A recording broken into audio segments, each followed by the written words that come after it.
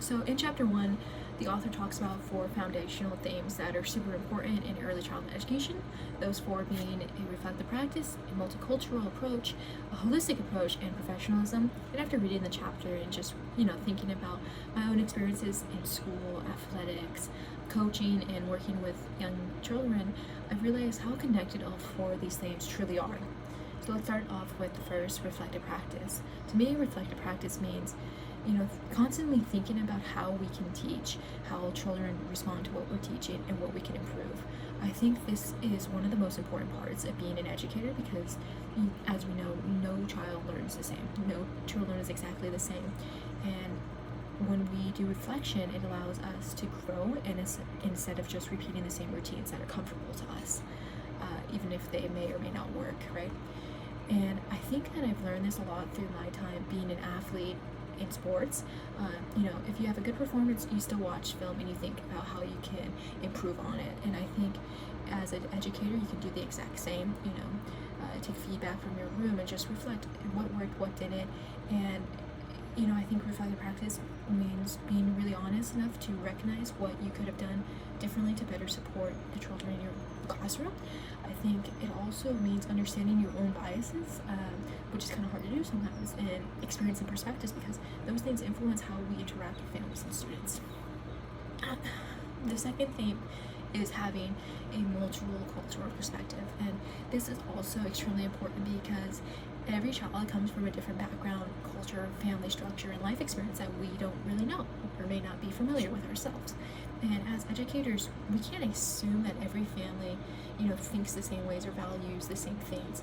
And because of that, children need to feel seen, respected, and included in a classroom environment in order to be successful in the environment. And I think learning about different cultures, it helps children develop empathy, but also helps yourself develop empathy for the children in your classroom. And I think that it's also great to, introduce empathy early on because, I think it's only going to be more valuable to the child in your classroom. Growing up around this is my personal experience, growing up around different teammates, coaches, and communities through sports, it showed me how truly important relationships are and respect when working with people in different backgrounds. And I think, in classrooms in early childhood, that could look like including maybe different books, diverse books, learning experiences, music, traditions, maybe even theme days, and just truly getting the family involvement that reflect children in the classroom. So the third theme, holistic approach, another huge one. And this one probably connects with me the most because I strongly believe in supporting the whole child.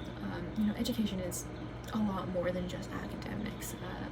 Young children are developing socially, emotionally, physically, mentally, and even spiritually when they're in our classrooms. And a child who does not feel safe and valued, heard, or emotionally supported is going to struggle a lot academically. I know I say that a lot, but it is true.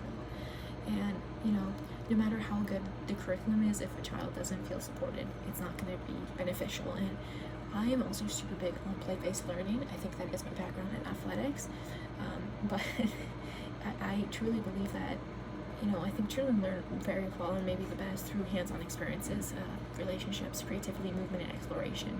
Truly being one with the curriculum, if that makes sense. And I think through play, children build communication, problem-solving skills, confidence, a huge one, and just, emotional regulation almost, because of the problem-solving, abilities that present themselves in that.